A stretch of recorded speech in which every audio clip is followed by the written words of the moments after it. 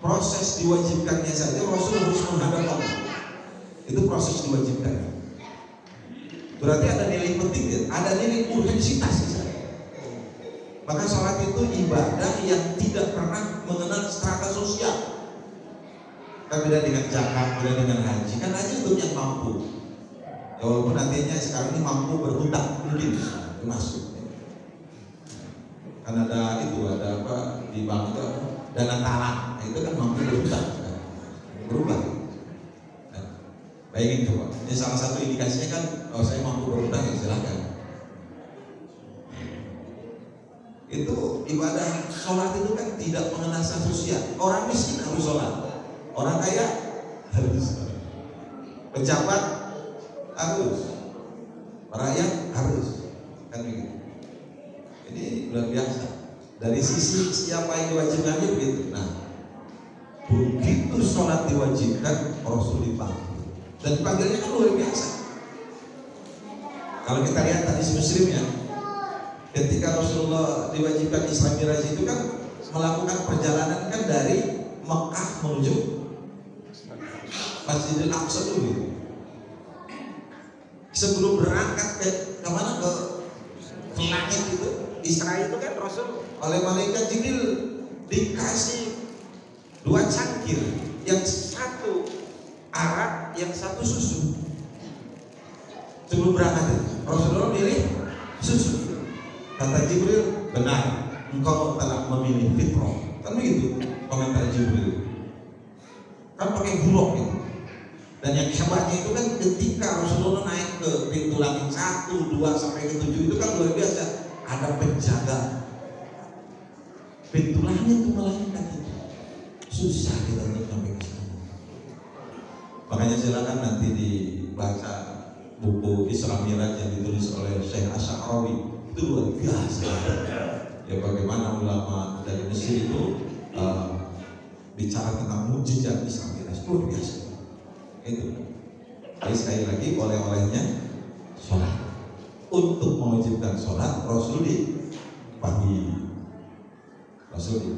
kalau jangan mungkin berarti penting banget ya, makanya di dalam kitab-kitab itu ada yang disebut dengan manzilah sholat. Saya lihat di dalam Al-Quran itu ternyata sholat itu kan ajaran semua nabi. Gitu ya? Nabi Ibrahim doanya Rabbi ja'alni muqimas sholat wa min dzurriyyati. Itu doa Nabi Ibrahim. Artinya Nabi Ibrahim juga sholat, hanya tata cara sholatnya kita nggak berata. Jadi sholat ajaran semua Nabi Isa, Nabi Ibrahim, Nabi Syuaib, Nabi Musa. Lihat di dalam Quran itu sholat, itu manzilahnya. Malah di dalam hadis Rasulullah bersabda, "Roksul amr al-Islam." Pokok segala urusan itu Islam. Urusan-urusan kita kembalikan kepada Islam. Wa umuduhu as-salat. Tiangnya adalah salat. Wa dirwatu sanamihi al-jihad fisabilillah. Kata Rasulullah, dan puncaknya adalah jihad. Tiangnya itu adalah salat. Artinya kalau sudah tidak ada tiang, hancur tidak? Hancur. Itu Bapak Ibu. Malah di dalam salah satu hadis itu tidak bisa ditinggalkan sholat, nggak bisa. Kan kalau sahur itu selesai, ya. Sholat tuh jelma gede kayak kudu, ya kan? Kalau orang sakit sahur nggak usah. Tapi orang sakit harus sholat, harus. Aki-aki ngomong, bukan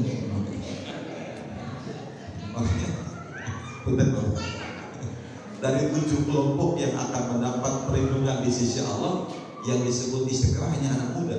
Semuanya kan warajulun. Tema anak muda itu kan sab'atun yudhillukumullahu fi dhillihi yawma la dhilla illa dhilluh. Kan semuanya tuh warajulani itu. Tapi wasyabun nasya'a fi ibadati ta'ala, anak muda yang rajin beribadah. Dibedakan tak budak orang yang aki-aki. Aki-aki maka mohon maaf. Saya lihat aki-aki ke masjid tidak bangganya. Dan sudah seharusnya sampai detik wassalam. Kalau anak muda jadi sholat mah tidak mengenal strata sosial. Nah ini kita baru masuk nih ke pengajian kita. Sudah setengah jam itu nggak terasa. Nah kira-kira apa sih nilai-nilai sholat buat kehidupan kita? Itu kan Pak. Pertama, ya nilai sholat. Saya mohon maaf yang ada acak ya karena mengejar waktu. Oleh-olehnya kenapa sholat? Karena ternyata sholat itu.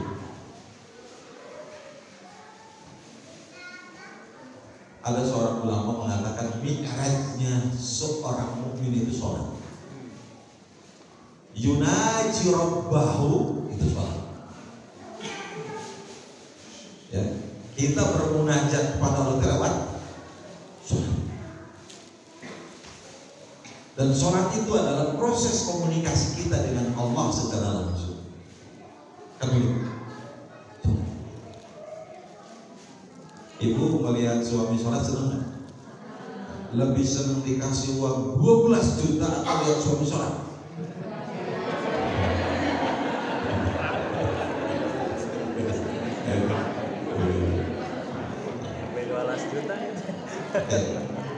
Apa sih rahasia sholat Pak?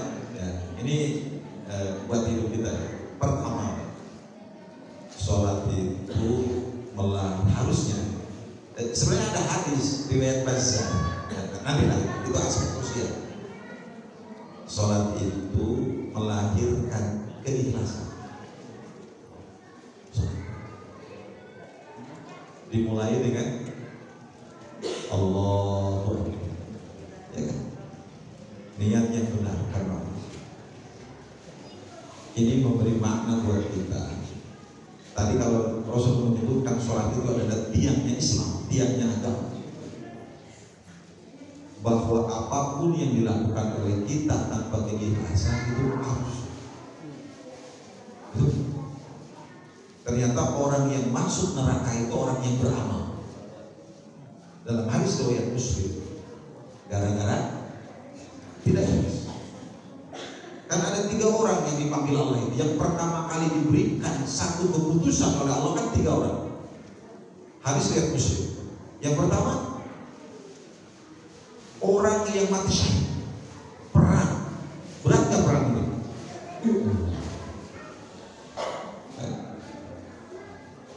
Dipanggil sama Allah. Allah mengenalkan nikmat Allah kepada dia dan Allah mengatakan, apa yang kamu lakukan dengan nikmat itu? Mada amil terfilah. Apa yang kamu lakukan dengan nikmat itu? Orang yang mati syahid mengatakan apa?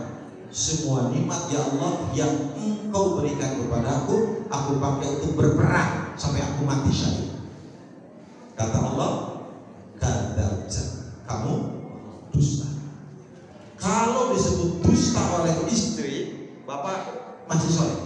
Kalau bisa jadi istri tidak melihat secara utuh kita, betul kan? Bapak mau bohong baik, itu bisa jadi hanya omongan istri, karena istri tidak tahu hakikat kita, betul kan?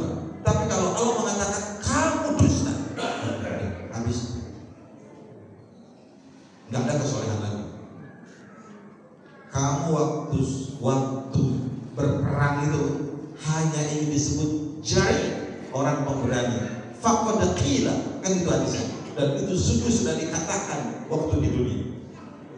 Fashiba ala wajhihi, disungkurkan wajahnya, thumma ulqiya finnar, kemudian dilemparkan ke dalam neraka. Itu orang yang mati syahid. Perang, gara-gara tidak perang. Yang kedua siapa? Waduh, orang yang alim, orang yang muta'alim, orang yang qari, kari, bayangin. Orang yang belajar, mengajar, kemudian orang yang membaca Quran, dipanggil orang ini oleh Allah. Dipakai apa? Kamu tahu ini nikmat? Tahu. Dipakai apa nikmat? Semua nikmat yang kau berikan kepadaku ya Allah dipakai untuk belajar, mengajar, membaca Quran. Kata Allah, bohong. Nah, gitu. Bohong. Kamu belajar, mengajar hanya ingin disebut alim, dan ketika kau baca Quran disebut qari. Dan sekarang faqad qila, dan itu sudah dikatakan di dunia. Apa yang kamu dapatkan sekarang? Sama, disyukurkan, dilemparkan ke neraka.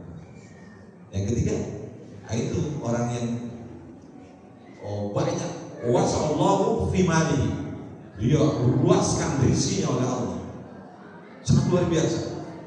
Ketika ditanya dipakai apa nikmatku, tidak ada jalan yang melewati ya Allah kecuali aku sedekah di tempat itu. Kata Allah, bohong. Kamu sedekah hanya ingin disebut jawad, orang yang dermawan. Faqad qila, semua itu sudah dikatakan. Akhirnya orang itu pun dilemparkan ke dalam neraka. Beramal soleh habis itu gara-gara ria, ingin dipuji. Akhirnya ngeri itu.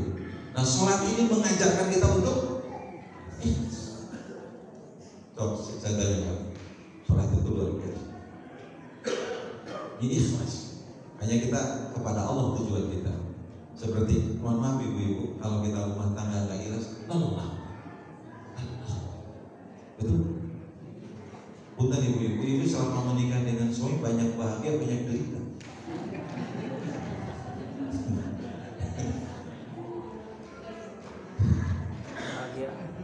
Bukan ibu-ibu, saya itu nggak tahu di MGM tapi zaman dulu ya, acara rumah khusus aku, berapa lama saya itu jadi narasumber di setiap hari Senin, lebih dari 5 tahun.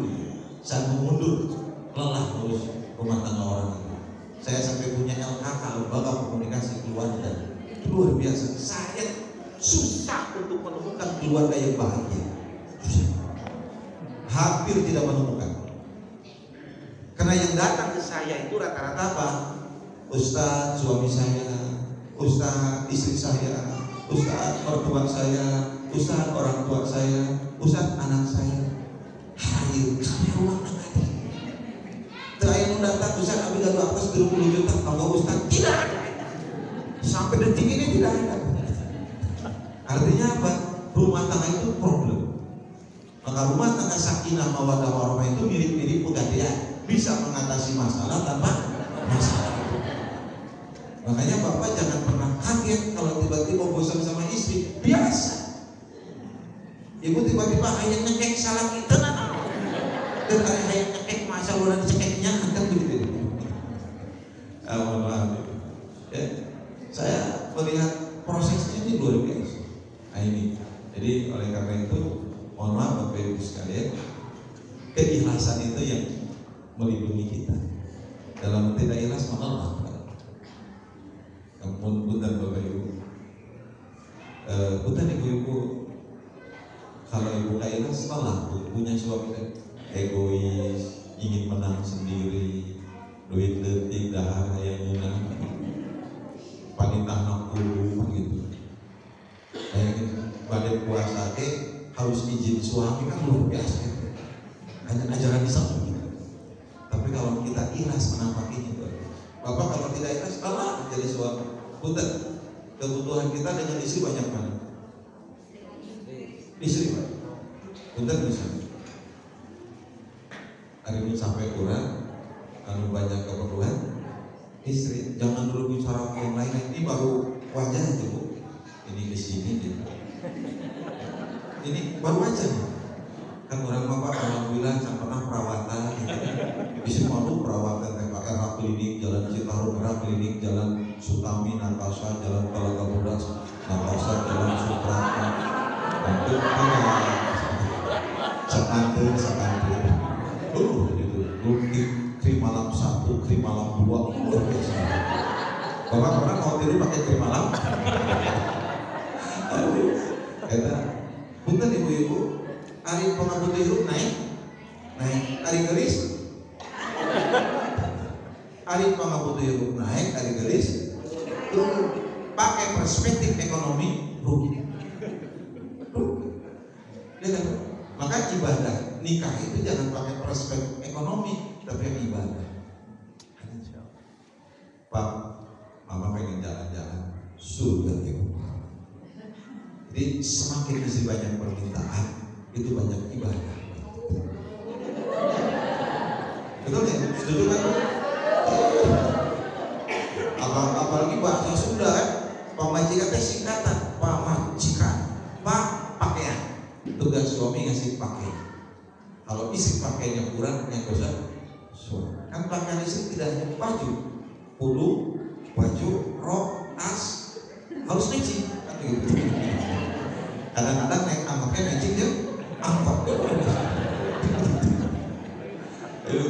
Ngeri itu. Itu harus ikhlas. Ya, nikah itu ibadah.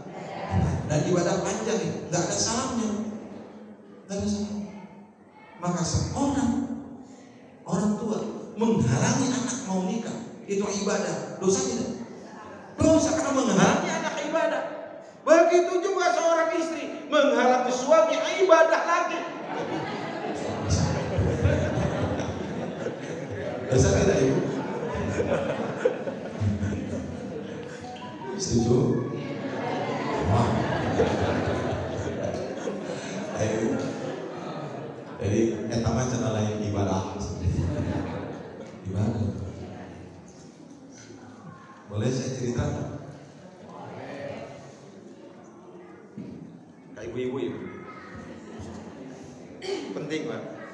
Bentar. Saya ceramah di Hotel Priangre. Saya kaget luar biasa itu. Itu tasyakuran nikah jam 1. Tasyakuran nikah jam, itu kan kaget betul itu. 1 malam. Itu saya jam 1 siang. 1 siang. Itu jam 1 malam. Jam 13. Tasyakuran kan biasanya nikah mah tuh ayat tasyakuran banyak. Maksudnya resepsi, aduh, kayak ceramah. Begitu masuk deh, Ustaz tuang heula kemana Bu? Itu pengantinan marah gitu. Kayak sekarang menuju istirahat, saya kaget itu. Begitu keluar teh, suaminya satu, itu laki-laki, kiri kanan perempuan. Kan saya nanya, Bu Haji yang undang saya, hari istrinya mana? Dua nanya, Eta anu nikah anu mana? Anu paling kiwa Pak Ustaz, anu paling katuunu sepuh. Sekarang teh nikahkeun anu eta nu kiwa. Oh. Ya saya ceramah we terus, Pak. Beres ceramah, saya minta izin si Pak Haji. Pak Haji boleh saya nanya sama Bu Haji? Oh silakan. Saya nanya sama Bu Haji.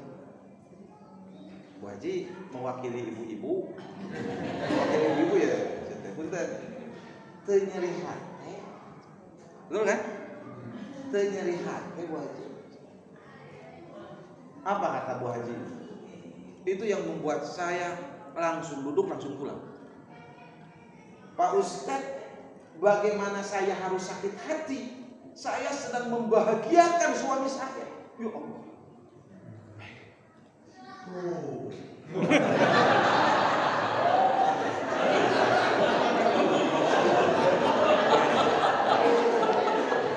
Spontan. Maksud saya itu, punten ya, Pak Kiai ya, punten ya. Betapa Islam sudah masuk ke hatinya gitu loh. Allah Akbar. Barang san sanggup ya. Ada di pamajikan wah, bisa tuh pamajikan orang digitukan. Nyekek. Oh ya, assalamualaikum. Itu kenapa? Saya melihat apa? Bukan urusan itunya, tapi hati. Bahwa bagaimana saya harus sakit hati, saya sedang membahagiakan suami saya. Bukan urusan itunya. Bagaimana semangat istri ingin membahagiakan suami. Itu poinnya itu. Ibu ayat Wah, ini belum saya bahas bagaimana dengan prostat. Kalau laki-laki itu masa reproduksinya terbatas tidak? Tidak.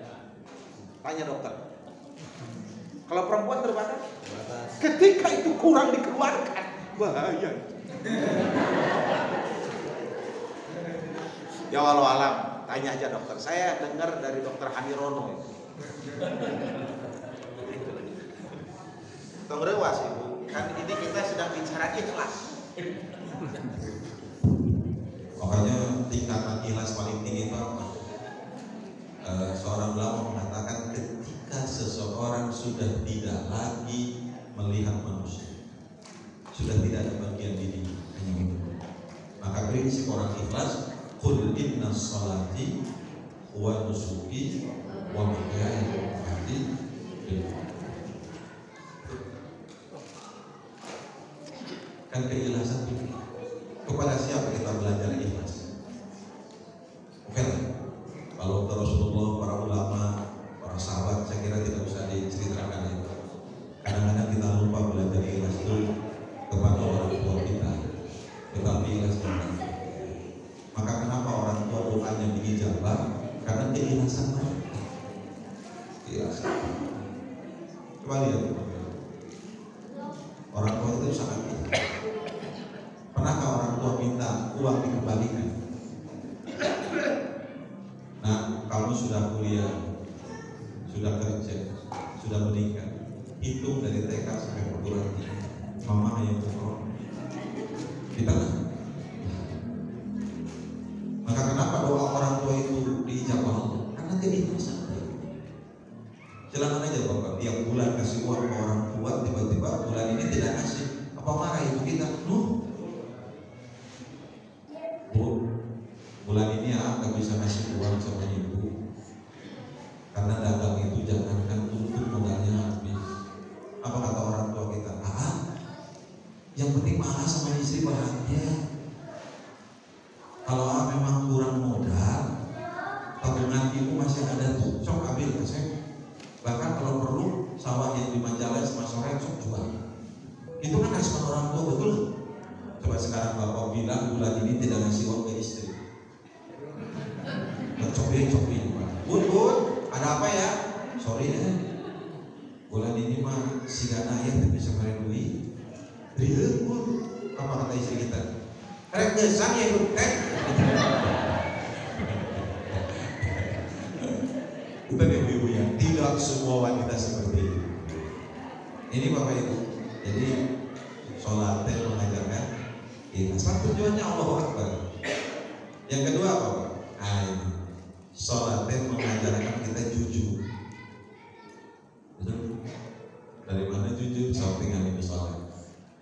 Sholat sendiri gak ada orang hitut sedetik kita yang bantu. Batal tuh. Allah waktu apa yang bantu dia? Begitu kan? Makanya aneh. Sudah sholat masih ngomong. Aneh kan? Sudah sholat masih Udah ibu-ibu yang ada di sini, saya yakin wanita sholat. Acungkan tangan ibu yang belum pernah bohong sama suami.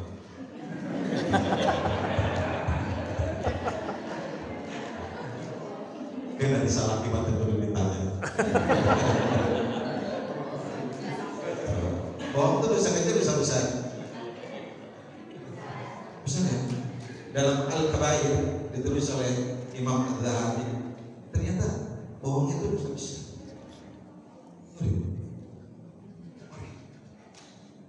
Maka ketika orang sudah bohong, kenapa sampai Rasulullah menyebut ciri-ciri munafik? Bukan orang munafik, ciri. Salah satunya bohong. Dan bohong ini kan akan merusak tatanan. Sok silakan bapak ketemu pemimpin yang berbohong, ketemu rakyat yang berbohong, ketemu teman yang berbohong, ketemu dengan istri suami berbohong. Tidak ada lagi keharmonisan dan hilang percayaan. Maka sholat itu mengajarkan kejujuran. Kita sebagai seorang muslim jujur. Dan sekali bohong kita akan berbohong untuk menutupi kebohongan. Papa kenapa? Macet, macet. Di mana? Bandung macet. Dengerin tak? cek cam kemarin dari kita. Padahal macetnya di bawah tuh ini. Kan gitu. Macet, coba polisi, gus, nggak bohong, nggak goreng, polisi. Itu dosanya berlipat-lipat, mending jujur saja. Bapak kuno ternyata tuh balik kayak mati. Takdir Allah selesai. Selesai. Tidak usah pakai mau takdir. Itu kan pendekatan spiritual. Itu jadi soal yang mohon maaf Bapak Ibu, kadang-kadang kita juga sama anak kita sering ngajarin bohong. Mohon ayah mama kita ngomong, kita tuh pasien salah bijak pamajikan, kan di bawah usaha laki jempek, gitu. Ngajarin bohong kan sama. Jangan dusta. Tapi memang ada bohong yang dibolehkan. Ya, kita kan dalam agama Islam. Tidak semua bohong ya. Ada bohong ketika perang kan boleh. Ketika kita perang melawan penjajah kan boleh ketika perang. Bohong menyelamatkan nyawa orang yang mau dibunuh kan boleh. Kita ditangkap tentang penjajah. Kamu tahu di mana Jenderal Sudirman? Saya tidak tahu. Padahal tahu kan boleh. Untuk menyelamatkan bangsa. Atau bohong untuk apa? Menyelamatkan orang yang mau dibunuh kan boleh. Ada dia daya ada kepayaan gitu. Kita harus bohong. Kan tidak boleh main hakim sendiri. Yang selanjutnya apa? Bohong untuk apa? Mendamaikan Ibu Tuti dan Ibu Tati pas saya Ibu Tuti, Ibu Tati, Ibu Tita, Ibu Tuti dan Tati. Tuh, ayah salam Tita, padahal Tati tidak kirim. Ayah salam Tito, padahal Tati tidak. Nah, tindakan Ibu Tita boleh. Dan yang ketiga boleh berbohong ke ibu, suami sama istri dan istilahnya. Boleh sih bahasa bohong berbohong ke istri dan munah tidak munah. Kan bohongnya bukan bohong yang lain cuma dua. Satu memuji dan istri tidak cantik dibilang. Ibu Tita Reno tidak berani. Dan suami teh, subhanallah, masya Allah, la haula wala quwwata illa billah. Karena ninggalin istri Reno, penawan itu papa, malam poe, magis dulu poe teh ayah gini ayah biji mah, tugelis, majikan bapak, dia jajal hati teh berapa tugelis gitu, itu pokoknya. Nah, bohong yang kedua itu suami ibu memuji masakannya tidak enak dibilang. Ya Pak, tadi sayur kacang siapa yang masak? Aku. Luar biasa. Enak pisan Pak. Papa mah sampai sayang makannya. Baru besok aja ya sekarang.